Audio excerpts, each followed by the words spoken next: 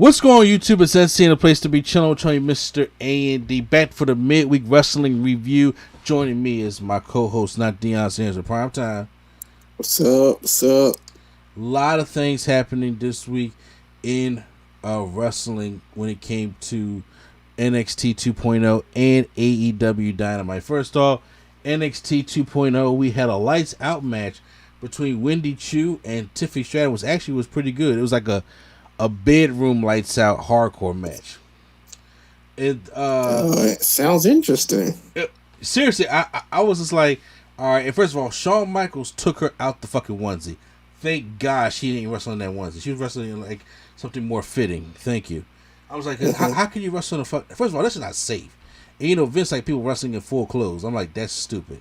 So they had that on NXT. Apollo Crews and Grayson Waller, they had the new Grayson Waller effect, which is like a new talk show that they debuted. And Legado del Fantasma got picked up by Santos, and Indy Hartwell got a little surprise. So I was just like, oh, this is actually a pretty decent episode of NXT. And then over AEW Dynamite, CM Punk and Jon Moxley for the unified AEW Championship. And of course we had Daniel Garcia to do a face-to-face with Jericho. And we had the gun daddy going up against the gun baby. But the real thing was a trios matchup between Death Triangle, Will Ospreay, and Aussie Open, which was what they call it, the United Front or the United. The United Open, I don't know, something like that. Yeah, so we got a lot to talk about here. So first off, why don't we start off with first off, how'd you enjoy, like, you know, just before we get deep into the review of the shows? I know you saw AEW, but yeah, well, it was interesting. So both shows are interesting. Some had some good, some bad. From what I've seen, I enjoyed, I would say, most of it, but you know, we'll get into it. All right, well, let's start with the NXT 2.0 recap. They start off with the NXT champion Braun Breaker and Tyler Bate. So they're gonna have this Worlds Collide show. Tyler Bate. Okay, no, sorry.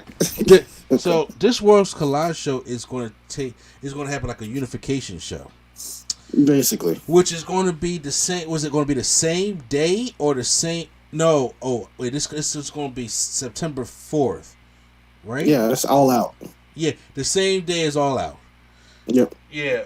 Well, they're doing unification, so this lets me further believe that there's going to be a draft coming. Because but also they got rid of NXT UK, so they just basically are bringing all the UK champions over so that they can just, you know, unify the belts anyway. Because what's the point of having a UK belt if there's no UK? So. Exactly, I agree with you on that one. But also with them unifying all these belts, it's like, okay, I can see Braun Breaker coming up. I can see Mandy Rose coming back up. I can see Carmelo Hayes coming up. Oh, wait, hold on. Then, you know, sorry, I had this ad in the middle of my imaginations ignite. My apologies for that, y'all. So I can see like Braun Breaker, because you made a good point about Tyler Bate being the one to lead NXT because he's the younger one. And I'm like, Braun Breaker. He's 25. It don't even seem like he's 25. He's only 25. Like, is 25 or is he younger than that? No, he's 25. Okay. Remember, he got the championship at like 18, 19. So. Okay, yeah. So I did that. There's no way Mandy Rose is beating Homegirl. She's not. So I think Toxic Attraction. Weirder things have happened. So yeah, but not on this front. Because Mandy Rose and Toxic Attraction can come back up to the main roster. She's been repackaged now. She can come back up to the main roster, and they can use a group like that also. And when it comes to Carmelo Hayes is just freaking good. Carmelo Hayes could have been come to the main roster, but him down there. Now I don't know if he's gonna have a unification match or not.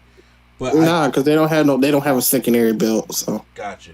In the tag team championship, like because right now Diamond Mine is done. Okay, it died after Stokely Hathaway left. It was gone, or Malcolm Bivens. So it's done. So right now, the Creed brothers are a great tag team.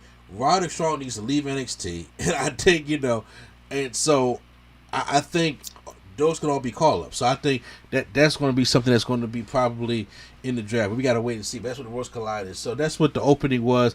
Tyler Bate and Braun Breaker going to put both their titles on the line, and I think Tyler Bate. Go ahead. Question. Yeah.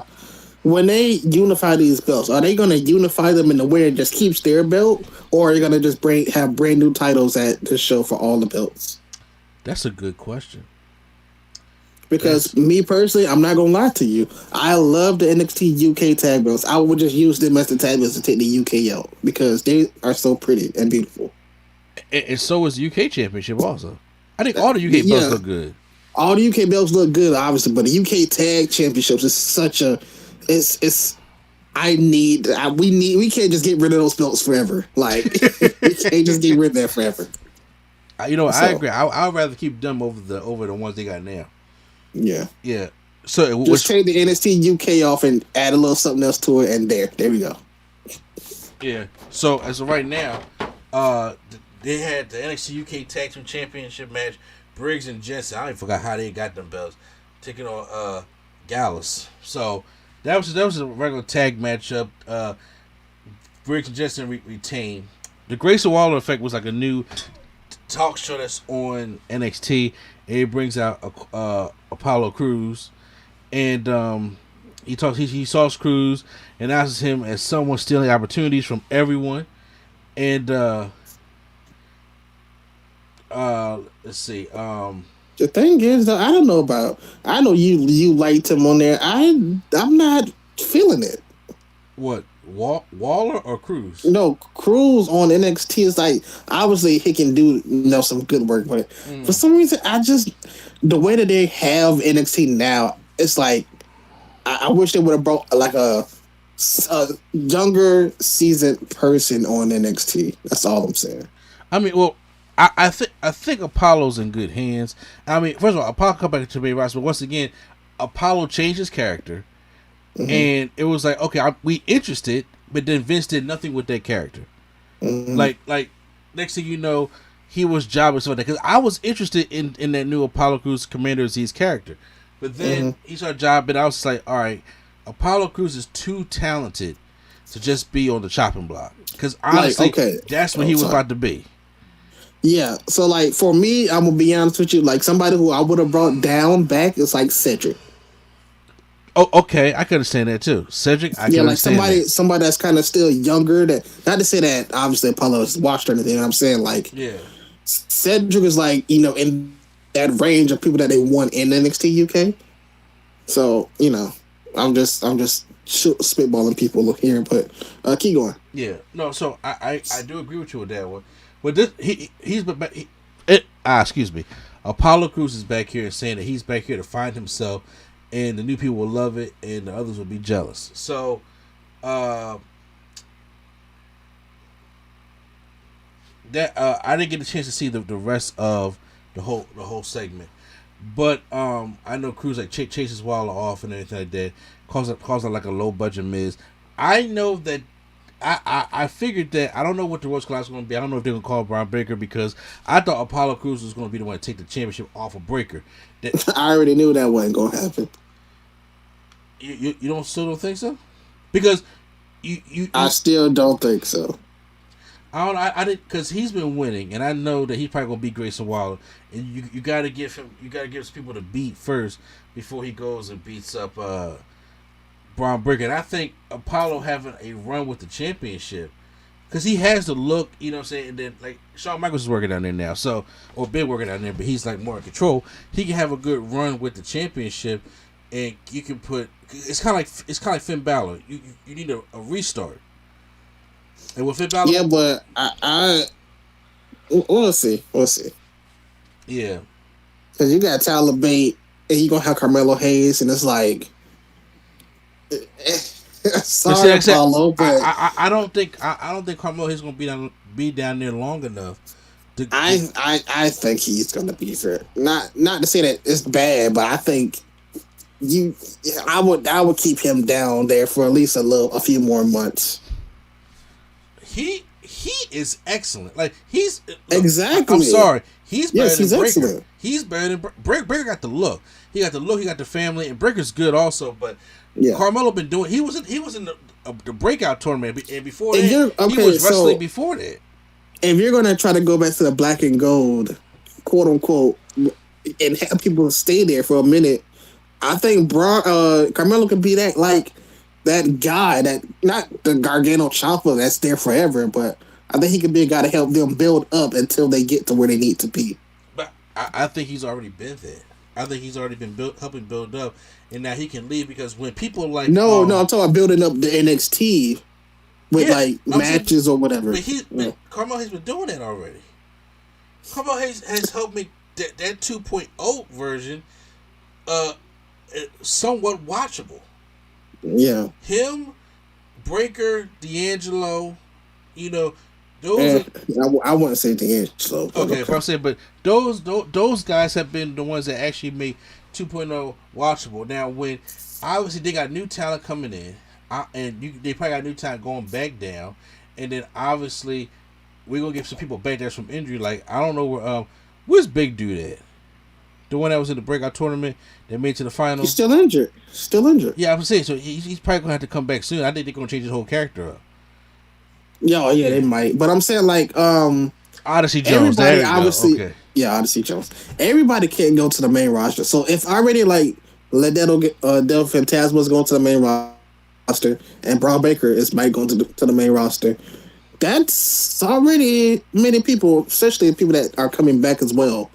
So I would just slow it down and wait a little bit because you don't want Carmelo to just come in with a roster full of new people. You kind of want him to come in so he could be special. Oh, I think he could be special. I think he could.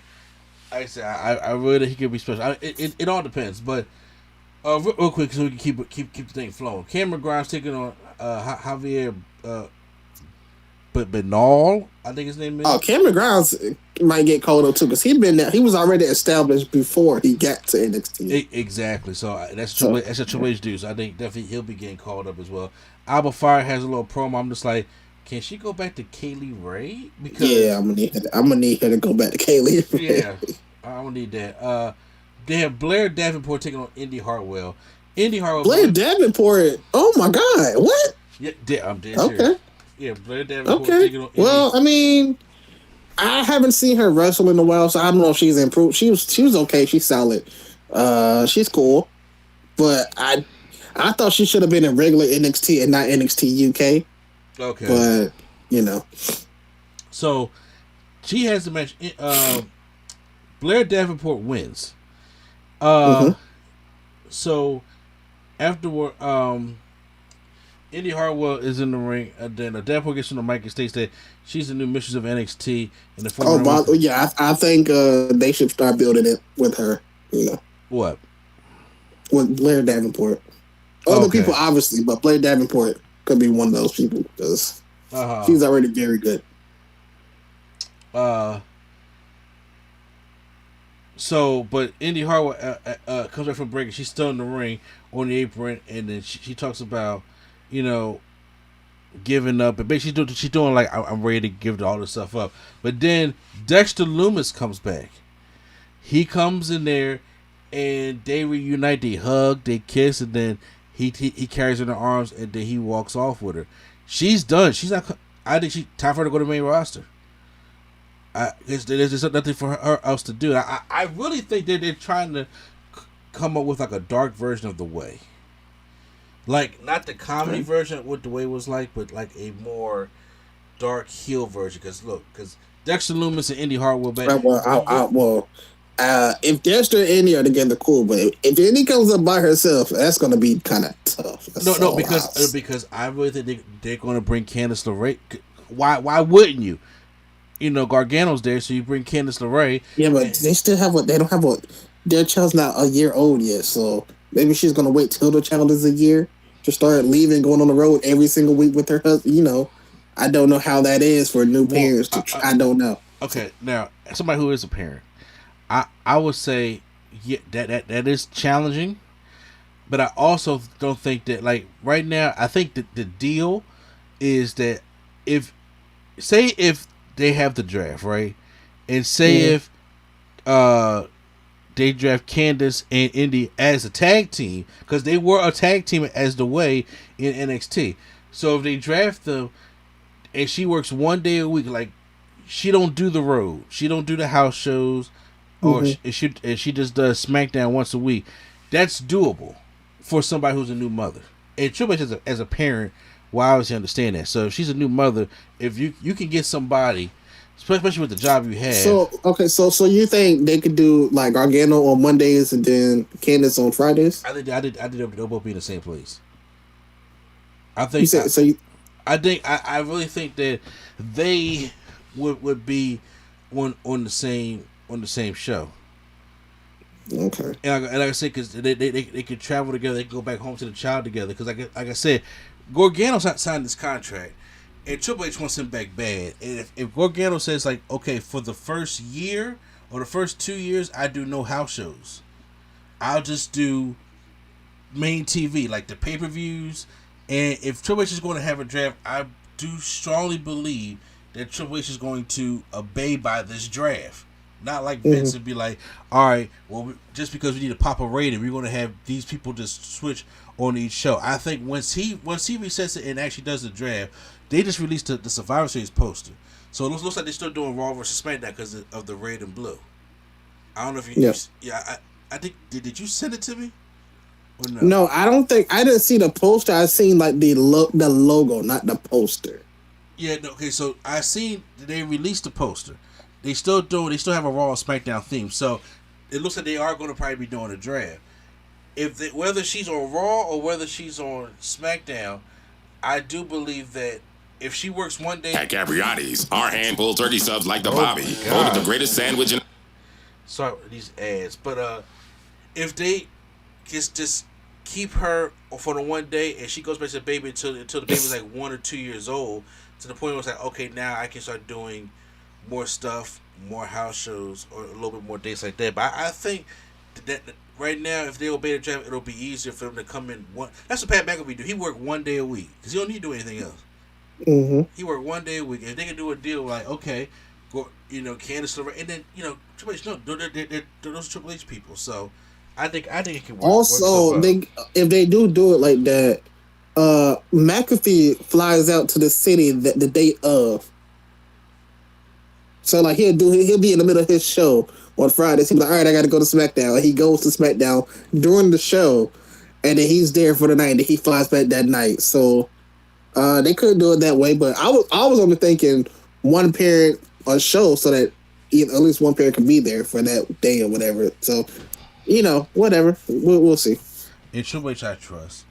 They did have NXT UK Women's Champion Maliko Satomura stared down. Close enough. Yeah, it's close enough. Stared down Mandy Rose, and they challenged for a unification matchup. I wish they show like a promo package because she was on WCW. She was on WCW.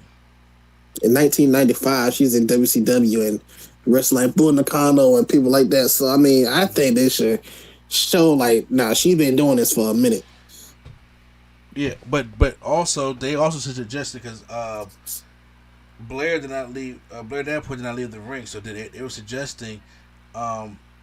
Davenport suggested that they do a triple threat match between Maliko, Mandy, and Blair for the unification match. I think they'll do the unification match, and then Blair will challenge the winner. So I'm about to say, but even still, because compared to Maliko to Mandy Rose, I'm sorry, she can out wrestle her.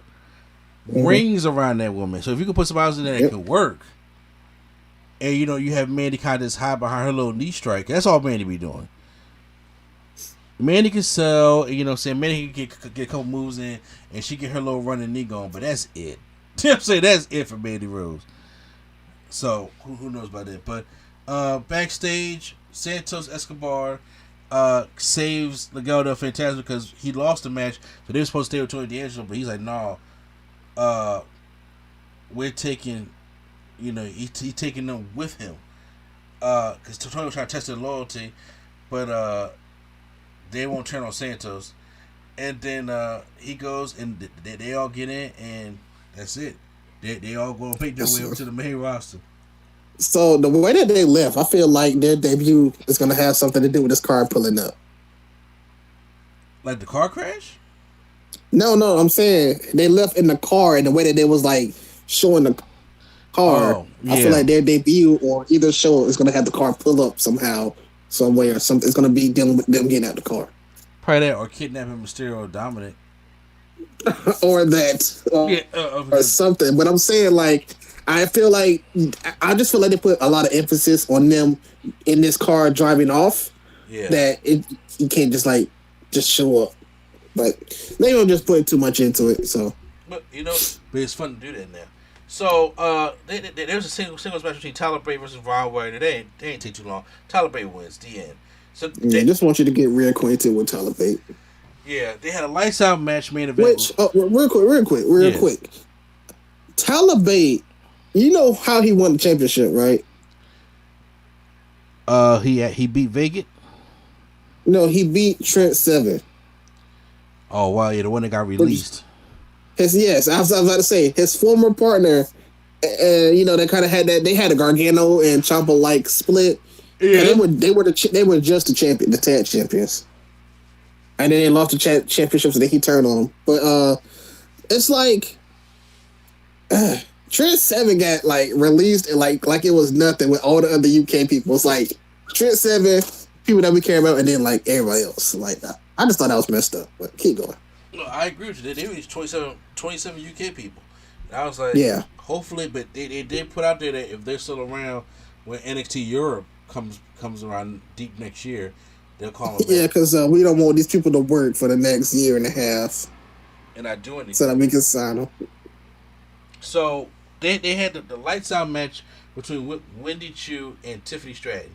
So here's the deal. So what this was a no DQ matchup. They had it was like, but Wendy Chu's character is like, she's bid time. So they had like the bid time lighting. It was like a black and blue type of light. They had different weapons in forms of bid time items. Like the table was set up like a bed. So like the table had like two headboards and shit on there. And I was just like, that's kind of funny. And they had like baby powder, and then they had instead of thumbtacks, they had Legos. So they did the Lego spot. Mm-hmm. Which, for people who don't know, they do that Lego spot a lot in the indies, where instead of making people fall on thumbtacks, they fall on Legos. And for people that don't know, we doing an AEW recap after this. What you mean? Exactly. This is the longest we did go in the NXT. I'm not gonna lie, it's the longest we went in NXT. So this matchup was pretty good. Winnie Chu gets slammed into the Lego suplex by Tiffany Stratton. That shit. First of all, I have kids. Stepping on Lego hurts like shit. So getting slammed on them, I know them Legos hurt. But then Wendy, Tiffany Stratton tries to go for the powder, but Wendy Chu knocks it back in her face. Then gives like a rock bottom Uranagi style thing through the bed / table, and then does her, diving senton face. Whatever splash it is, and it was actually time splash or whatever.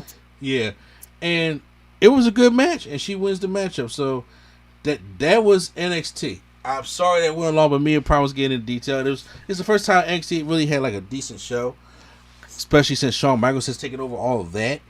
Like we have a click takeover, y'all. Just let y'all know. So more like DX takeover. I'm pretty. Cause Road Dogg is back. You never know what's going to happen with Nash. You never know what's going to happen. Nah, Nash is not coming. Nash just buried them. He's not coming back. He didn't bury WWE. Yes, he did. Yes, he did. He said, "Sean, why do all these guys do all this? It sucks." And Sean was like, "Oh, that's the pace down." Well, it sucks. That's right. Okay. Nash don't hold shit back at all, dude. Yeah. I was like, bro, that's your friend. At least be like, oh, you can get it better. He just said, nah, it sucks. It sucks, man. Tell him to slow the fuck down. So now, guys, it's time to get over to AEW Dynamite. It's Wednesday, and you do know what that means. So, JR, Taz, Excalibur, and Tony Schiavone all on commentary. And I don't think Schiavone was on commentary. I think he was just like on and off. It was, but I mean, at the beginning, it was Jim Ross, Schiavone, Excalibur, and Taz. So we start off with the Wizard, Chris Jericho, and he called it Daniel Garcia. He says, "Look, you had a good match last week with Bryan Danielson, and I'm really proud of you. You came up short, but I want to let you know that you're still a sports entertainer." Daniel Garcia's like, "Look, that was my idol. That was my you're my mentor, but that was my idol that I was wrestling, and I didn't care if the crowd called me a sports entertainer or they called me a wrestler, but that was my moment, and you ruined my moment." And I was like, okay, so he got a point. Then here comes Bryan Danielson. Bryan Danielson comes out to the ring and says, "Look, basically, talking to basically Chris Jericho, saying that your mentor messed you up and all stuff like that." And Daniel Garcia is confused. He's like, "Look, I'm not going to sit here trying to maybe argue with my idol, and then you got these people in my ear, then my mentor right here. I'm leaving." Jericho tries to go and like grab him, but he gets pushed down again. So then now Jericho's pissed, and Bryan Danielson is laughing. And he says, "You think you're the best wrestler in the world? I'm the last guy that graduated from the Hart Dungeon. I survived all the Stu Hart stretches and stuff like that." And then Bryan Danielson was just like, well, if you want to prove it to me, we can go and wrestle tonight."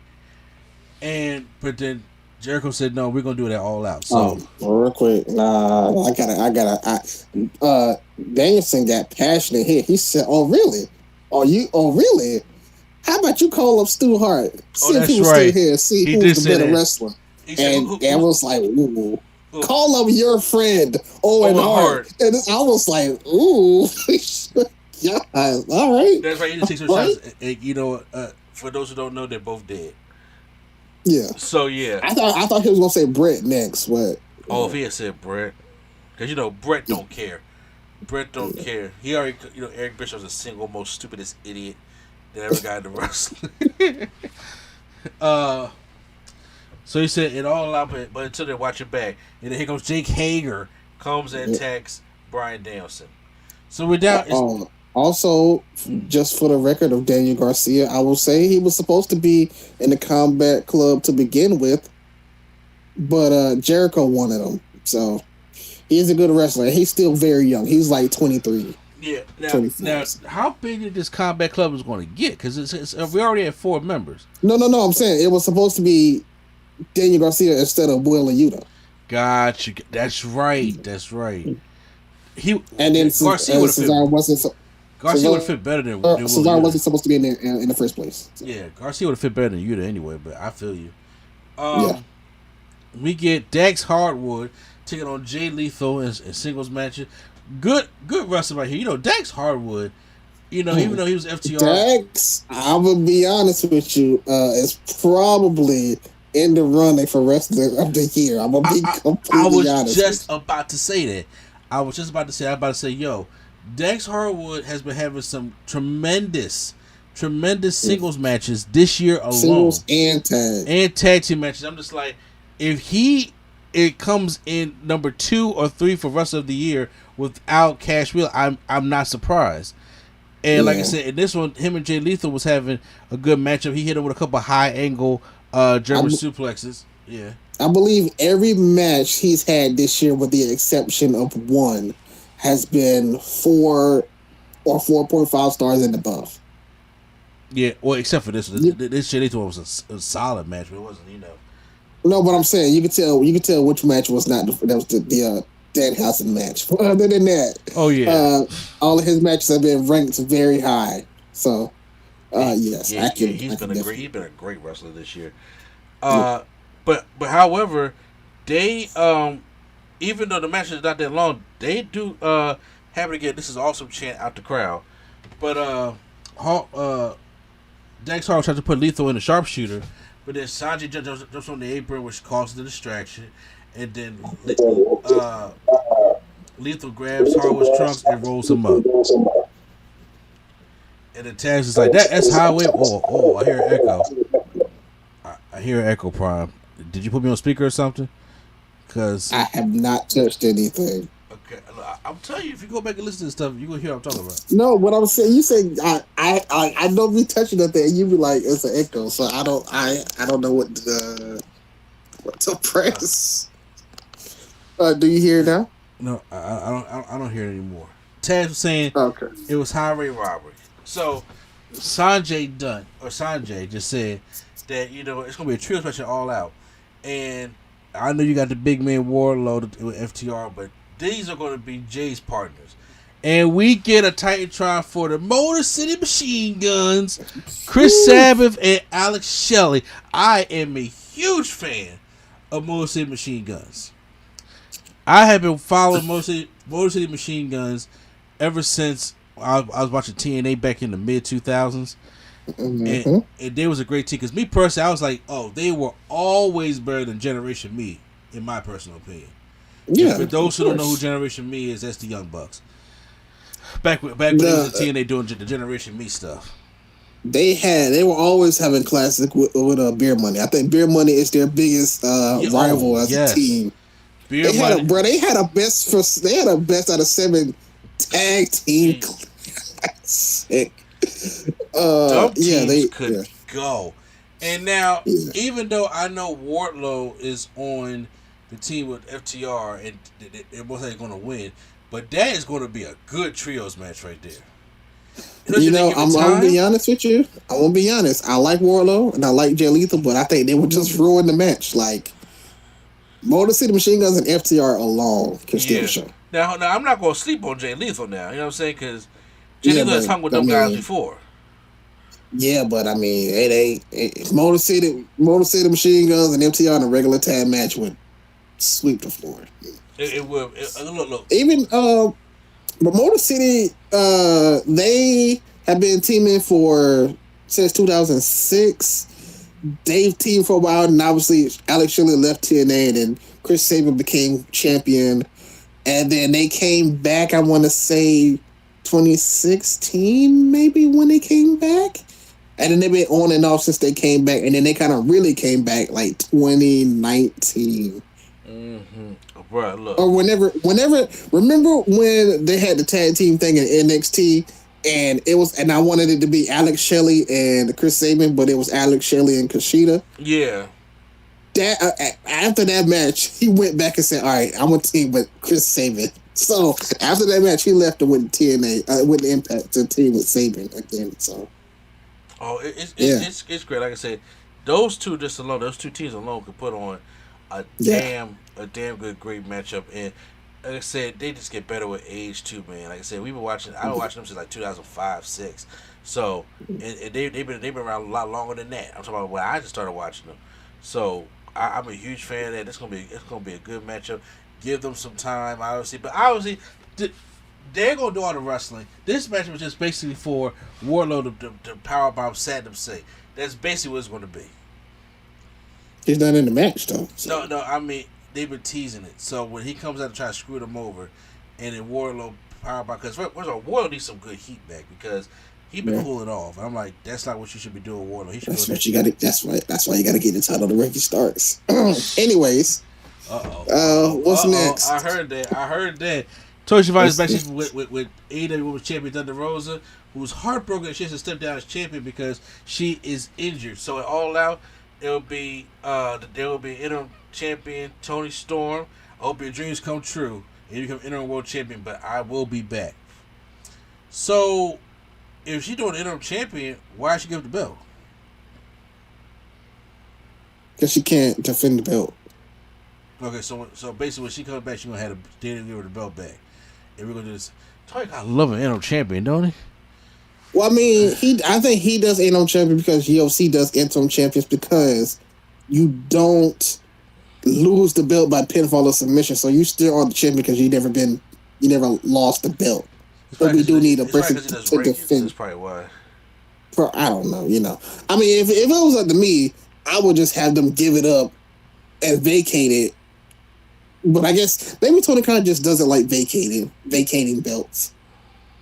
Maybe that's what it could be. That's a possibility. So it's going to be Tony Storm taking on Dr. Britt Baker, DMD, Hikaru Shida, and Jamie Hayter in a fatal 4-way to determine interim champion. That should be a good matchup.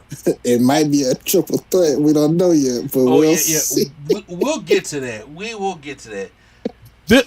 Billy Gunn is coming out with the Acclaim to take on Colton Gunn. Stokely Hathaway was scouting for the match in the front row.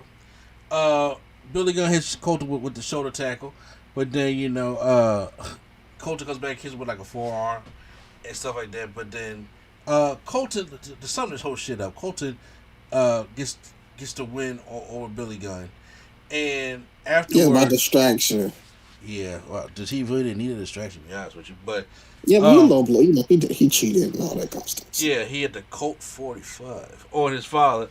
Stokely loved it. He knows. He goes and gives them both business cards. So then backstage, it's like we get the Swerve and Keith Lee.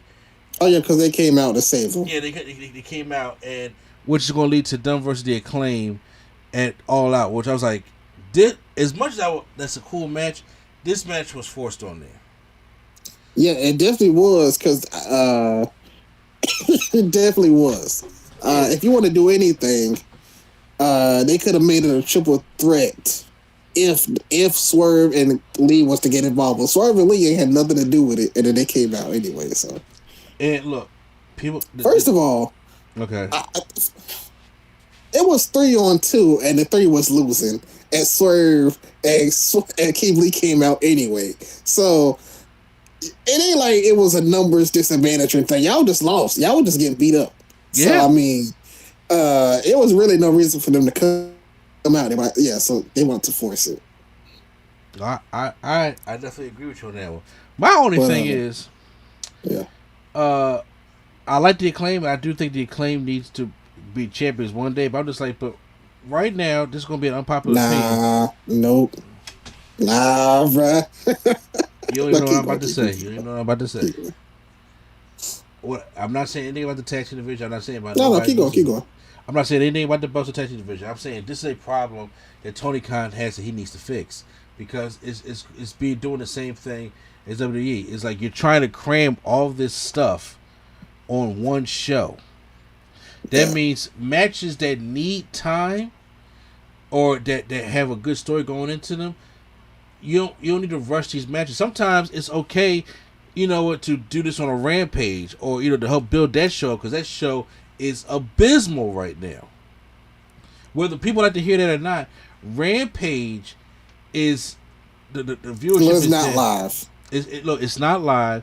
They need more money for it, and it's a B show, and like nothing of importance happens on Rampage. But and like I said, and also the time slot is terrible. So there's a lot of things. If Rampage wants to compete, there's a lot of things that it needs to do, and you need to make some things kind of feel kind of special. But you can't just. I know you only have 4 pay-per-views a year, but you can't just force everything on one show, because that makes the show like 4 or 5 hours long. And it's just like, oh my god! I know you don't do it that often, but still, a 5-hour wrestling show is hard to get through sometimes. Mm-hmm. And then it takes away from the match. Right now, we don't even know what the main event's going to be, but we'll get to that. Dr. Britt Baker takes on Kylie King. Also, I'm gonna just say, Swerve's about to lose them titles, because they ain't do nothing with them. I haven't even seen them. Have they even been on TV since they won the title? I've only seen them like once. They making backstage appearances, and that's all they've been doing. Yeah, so the Acclaim is very over. I mean, it will make sense to me to give the title to the Acclaim, especially after this career-making feud with the Coke Boys. Not the Coke Boys, sorry. Oh my God, whatever. I said the Coke Boys. They had the career, like this. They're on the run right now, so I would have to give it to them. Yeah. So yeah, I'm curious to see how things are going to go. Britt Baker takes on Kylie King. She hits the curb sign and puts on the lockjaw. And after the matchup, Toni Storm is wigging her way down to the ring. Now she's walking hard and fast, and I'm like, then you see somebody coming down. You hear the crowd getting anxious, so I'm thinking like, okay, because you know you can tell somebody's trying to come. Toni Storm, she's not paying no attention to this. She gets almost to the literally almost. She's about 3 feet from the ring apron. Jamie Hayter blasts this woman so hard in the back. Like, she just goes down, almost hits her head on the end of the ring. Mm-hmm. If she probably didn't skim it. And she's holding her head. I'm just like, oh my God, she could have a concussion. You know what? I ain't had to say that. Prime text me was like, it may be a triple threat because she may have a concussion. Because Jamie Hayter is already stiff because she's a Joshi. So she's already stiff to begin with. But jeez, like... that was almost worse than Powerhouse and Ricky Starks when he hit him in the neck. Yeah. God, I was just like she blasted the shit out of Toni Storm in the back. And she almost if Toni Storm did not stop herself, if she really hit the apron, she would knocked herself. She would knocked her out. Mm-hmm. She would knocked her You know out. that's the hardest part of the ring. Oh man, Michael Cole did that all the time. So, we gotta make sure she's all right. Now we have the AEW World Unification matchup. CM Punk taking on Jon Moxley. So Punk's out here with the tights. I was just like, okay. So first, I was like, this match is gonna be at 9 o'clock. I'm like, maybe they're giving this match 30 minutes, and then they give the trios match 30 minutes to have a strong last hour. And I'm just like, all right, well, let's do this. Because if they're gonna do it now, let's do it. But before any of this happened, I was sitting there thinking if they're going to do this match on Dynamite and not do it at All Out, one of three things is going on. Number one, Tony Khan pushed the panic button because of the drama that's been going on with CM Punk backstage. Two, I thought it was going to be a DQ finish and Hangman comes in or something like that and they turn into a triple threat match at All Out. Or three, he's still injured and Tony Khan pushed the panic button, brought him back too early. And he was like, he realized all right, you're gonna be out longer than we thought you were going to be out. We need you to drop this belt. I think 3 is the option of he's out longer than they thought he was going to be out, and they can't do the interim thing anymore, and they just need to just have Mox be the champ. Yeah, that's what I think. People going to be like, "Oh, it's backstage." It's like, if you're going to go out though, if just be honest, if CM Punk is going to go out, he's not going to sit here and get squashed and have a little match. He's going to go out unless he can't. Yeah. So maybe he's injured more than he thought he was because he hit 2 moves, a kick, and something else, and that's it. So yeah. So I think he's injured more than he probably thought. And I said that when he came back. I was like, oh, he looks like he's already limping. Yeah. So yeah. So I don't like the squash personally, but I get obviously, I think Punk's still injured, so... I get it also, because I also think that... Okay, so, real quick, so, Moxley squashes Punk in, 2 minutes. He beats him down, Punk had to go for a kick, his foot hurts, and then Moxley beats him down, gives him... is that the Paradise Shiver, or is that the other one? Oh, the Death Rider, yeah, the Death Rider. Death Rider, and he wins the match. The Death Rider is the one when you're like a suplex, almost. And I'm gonna tell you, I was texting. When the match happens, I text the first minute and a half or whatever, and then they said Death Rider. I said, what? I looked up. He was doing it. He did a Death Rider. I was like, okay, maybe go to commercial, whatever. Death Rider again. What? It's like, oh golly, all right, he lost. Okay. Yeah, he John Cena SummerSlam 2014. That man, like Brock Lesnar did. It wasn't even that long. I know, but I'm saying beat the shit out of him and called it a day. Yeah, I was like, dang, I guess Punk is still injured then, Yeah, so, and I was just like, okay. Now, just the thing, so now we don't know what the main event at All Out is going to be. If there is going to be something for the championship. We right now, we don't know, because right now we're a week out. Next Sunday is All Out. So, me personally... This close to the show, I would personally just go with what I got. Personally. But the way that they built the card, I don't think they have a match that can really go on for the main event. Like, you know, when Punk and MJF had that match, that could have been a main event match like that of a show that don't need the championship. So they're gonna have to add a championship match next week. Don't know what it's gonna be, but they're gonna have to, unless it's just an open challenge, and then we get a surprise. Yeah, like as right now, it's like a lot of people did not like that. I understand, I understand that it's like Punk will probably go heel and come back as a heel. That's all well and good, but as of right now, because I know people are gonna make excuses for it, or people are gonna agree with it, or people are gonna straight shit on it. I'm just like, I think what happened here is Tony Khan really thought that CM Punk was gonna be back in time because he booked both shows. We had Forbidden Door and we had All Out in Chicago, and I'm like, I think that was a mistake because you could did a Toronto or something like that also. But and I think he felt as though CM Punk was going to be better. Same thing with Kenny Omega. He was not bringing back the Trios Championships without Kenny Omega coming back. And to be honest with you, we got to think Tony Khan is a mark. He's a fan like us. Kenny Omega is being held together by rubber bands and paper clips. Okay, he's not fully 100%, but I think he came back because we need a ratings booster. We need a drop right now. But also with CM Punk is he probably was because CM Punk wanted to give the belt the first time, and Tony Khan told him no. But I think if you had did that, we could have built up another story for Moxie to do. Because now there's a risk of you running a main event that nobody wants that has no heat to it, or not having your title showcase at all. Yes, but also, if I was Tony, like I personally would have just kept the interim thing going especially if we didn't know CM Punk was coming back instead of rushing him to come back, because maybe Punk went to the doctor Wednesday night and it was like, oh no, he can't really wrestle. And I understand why they didn't put it on pay-per-view, because if this match would have been on pay-per-view in Chicago, oh Lord, no. So I kind of get why they did it, but it's like, why even rush him back? Just have Mox do the defending, you know. So he probably pressed the panic button and bring the Punk back to have him lose it so that Punk could just be the undisputed champion or whatever. But yeah.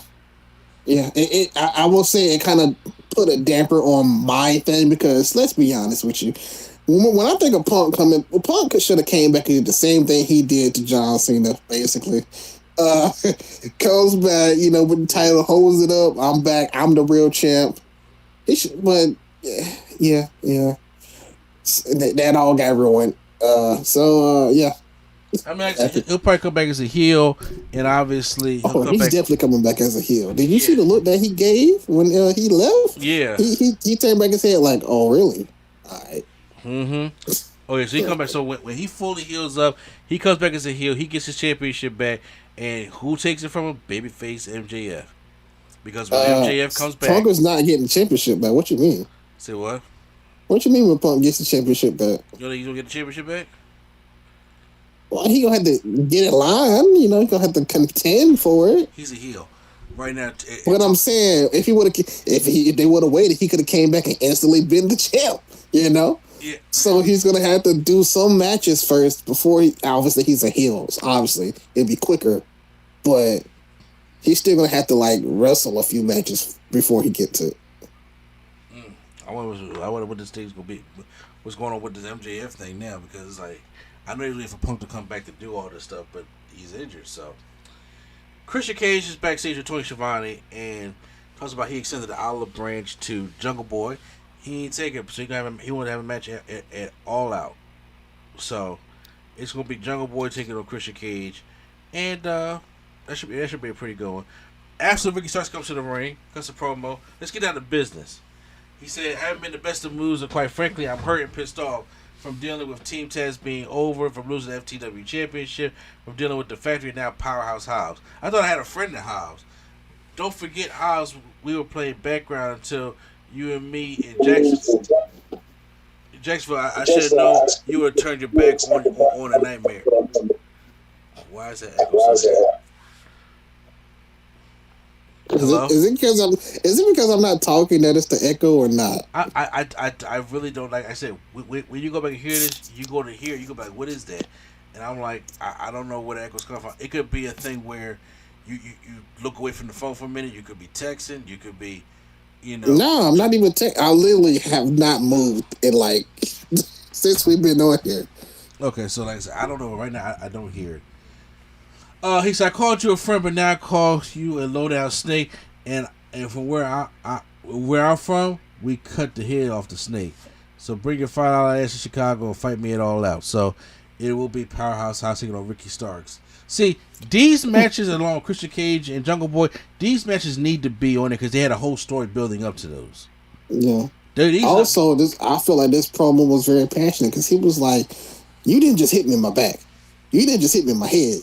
You hit me in my neck, and you know I almost lost all of this because of my neck." I was like, "Ooh, that was kind of exactly." So I was feeling that these are the matches that need to be on All Out. I'm like, but when you force shit on there like the tag team championships, they don't need to be on there. When you force, there's some things that don't need to be on. Me personally, I love seeing Motor City Machine Guns. We only need 2 trios matches, to be honest with you. But we don't. The finals of the trios tournament, absolutely, because Omega. But other than that, like as much as I want to see Motor City Machine Guns and FTR, which I'll take that tag team match over Swerve and Acclaim, of course, and Keith Lee, obviously. But so after that main event time, we have the trios title tournament, the bracket semifinal. We got Death Triangle taking on the United Empire.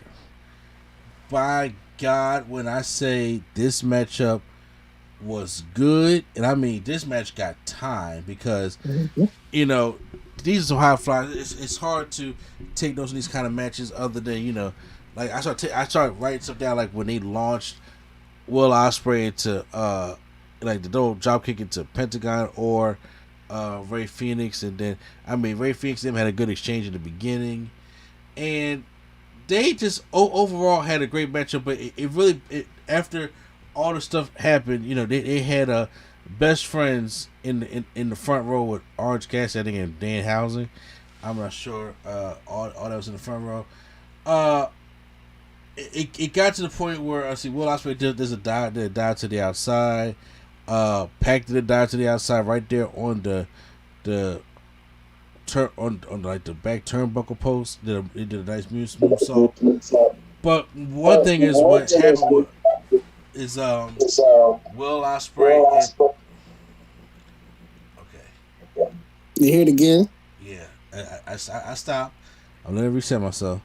Will Ospreay and Pac staring at each other, and they were sitting there. And it's like, okay, there's like this is what the crowd was. This is what we want.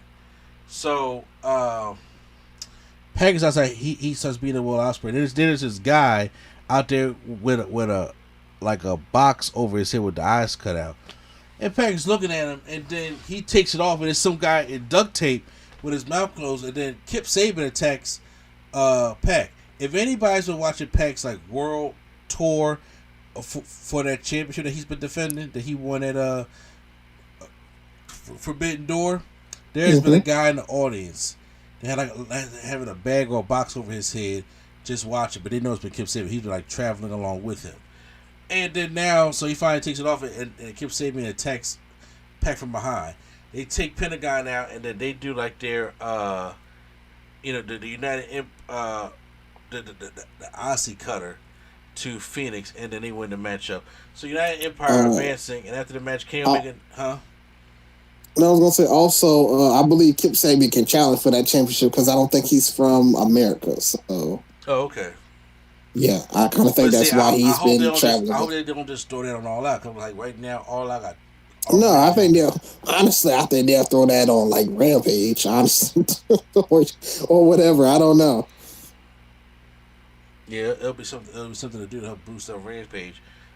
So after the match, Kenny Omega and the Young Bucks come walk to the ring, and Kenny is like, "Yo, we gonna do this." But then Don Callis is there. Hey, Don Callis, welcome back. It holds Kenny Omega back. So that's the finals, correct? United Empire. No. No. Oh my God, that would have been because they really go over this damn storyline with the Dark Order? No, it's I think they fight next. Okay, so they had to find another Dynamite. Ozzy Open, or not Ozzy Open. Will Ospreay team and the Elite fight on Dynamite next week, and then there's another one on Dynamite next week, and then those are the finals. Oh wow, okay.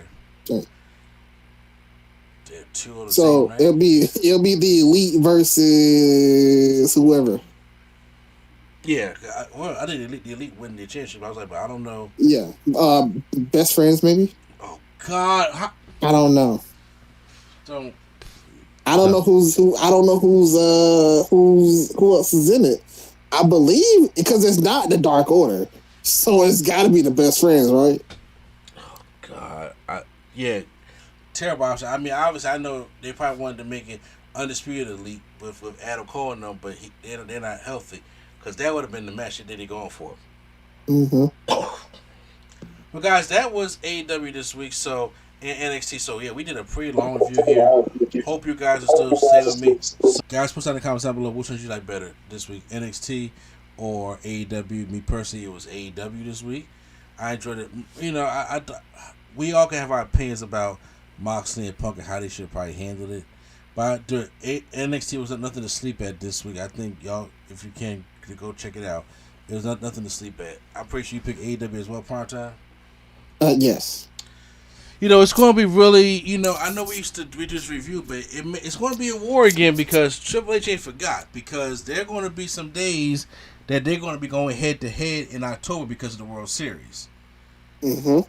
And that's going to be scary. I'm just like, both shows better come bring their A game because the competition is real out here. But post any comments down below. Make sure you hit that like button. And then join us for more AEW NXT reviews right here on NC Studios. So once again, it's NC in place. Be John Mussini and not Deion Sanders for Prime Time. All right, y'all. All right. And the Nerd Coalition is out.